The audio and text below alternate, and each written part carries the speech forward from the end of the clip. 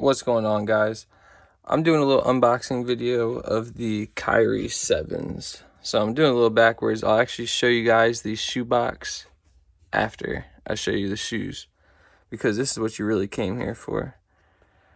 I got the black and white pair. It's got some blue right in here.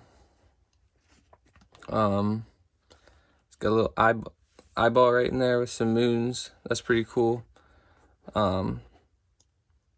don't know, there's another little eyeball right there.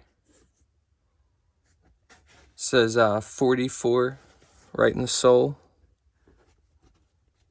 It's got a lot of cool little hidden things in there.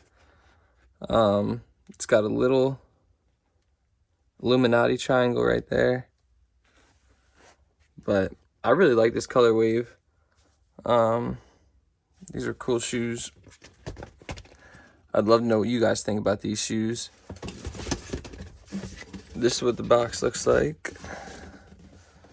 Got a bunch of random stuff in there.